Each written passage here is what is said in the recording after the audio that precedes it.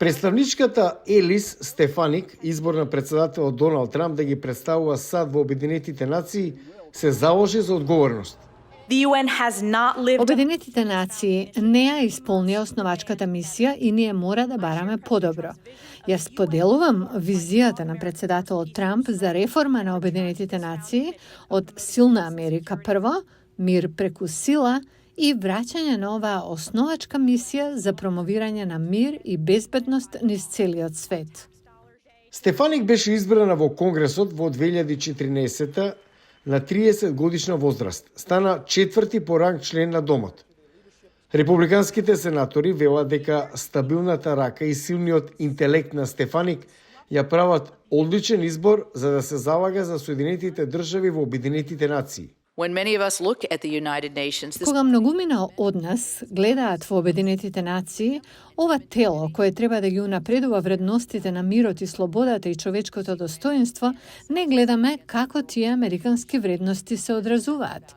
Гледаме неконтролиран антисемитизам против единствената еврејска држава во светот, која се соочува со напади од сите страни. Гледаме угнетување и агресивни автократи, прославени и издигнати на лидерски позиции. Стефаник им рече на сенаторите дека времето во Конгресот ќе помогне во незиниот пристап како амбасадор. САД се најголемиот придонесувач во Организацијата на Обединетите нации. Нашите даночни долари не треба да бидат користени за поддржување ентитети кои се спротивни на американските интереси, антисемитски или вклучени во измама, корупција или тероризам. Мораме да инвестираме во програми за зајакнување на нашата национална безбедност и да дадеме резултати за да ја зголемиме ефикасноста на програмите на Обединетите нации.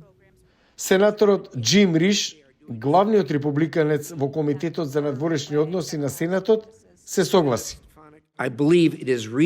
Верувам дека е разумно да се преиспита секоја агенција на Обединетите нации за да се утврди дали она што тие го прават е директно од корист за Америка и да се повикаат на одговорност додека одговорот не биде убедливо да. Портпаровот на Обединетите нации Фархан Хак искажа поинакво мислење. Соединетите американски држави должат 1,5 милиарда долари на редовниот буџет на Обединетите нации. 1,5 милиарда. А потоа помеѓу редовниот буџет, буџетот за мировни сили и трибуналите, вкупниот износ што им го должат на сите три е 2,8 милиарди долари. Еден аналитичар за Гласот на Америка кажа дека може да биде тешко за САД да ја сменат 80 годишната организација. Во некои пониски инстанции ние сме најголемиот донатор на Обединетите нации. Значи постои можност да се искористи тоа, но досега ние бевме во можност да го искористиме тоа на мали начини за институционални промени. Демократите се загрижени за минатите постапки на Стефаник. Вие гласавте за дефинансирање на Обединетите нации и нивните специализирани агенции.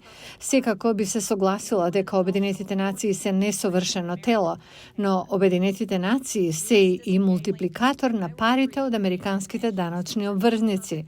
Отстранувањето на САД е нешто што го сакаат нашите противници, особено Русија и Кина. Доколку биде потврдена, Стефаник ќе биде 32-ра личност што ќе ја предводи мисијата на САД во Обединетите нации.